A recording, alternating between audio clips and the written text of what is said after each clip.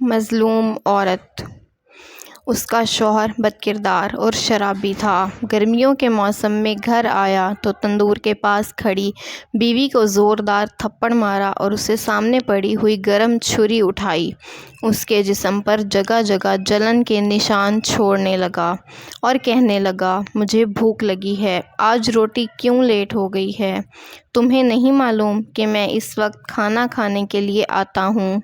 وہ مسلسل کانپ رہی تھی، کچھ کہنا چاہتی تھی لیکن اس کے ہونٹوں نے اس کا ساتھ نہ دیا۔ اس نے اپنی چادر اٹھائی اور گھر سے بھاگنے لگی۔ دروازے پر جاتے ہوئے زور زور سے کہا کہ میں جا رہی ہوں، اب واپس نہیں آؤں گی۔ 7 بھائی ہیں میرے، مجھے پال لیں گے، میرے بھائی میرا خرچ اٹھا لیں گے۔ دل میں امید لیے وہ روتی ہوئی اپنے بھائیوں کے گھر جا پہنچی، اپنے بھائیوں سے بھیک مانگنے لگی۔ 7 بھائیوں نے اپنی گڑیا جیسی بہن کو رکھنے سے انکار کر دیا اور گھر سے نکال دیا۔ ایک بھائی کی بس اتنی سی محبت تھی، کہنے لگا کہ اگر تم وہاں مر گئی تو تمہاری لاش یہاں لے آئیں گے۔ پھر ایسا ہی ہوا۔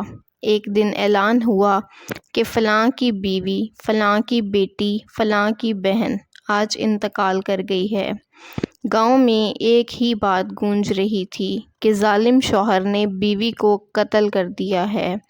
7 بھائیوں میں سے ایک بھی انسان نہیں تھا جو اپنی بہن کی حالت پوچھتا۔ کسی بھائی نے بھی اس کا ساتھ نہ دیا اور سب کچھ جانتے ہوئے بھی اسے دوبارہ جہنم میں دھکیل دیا۔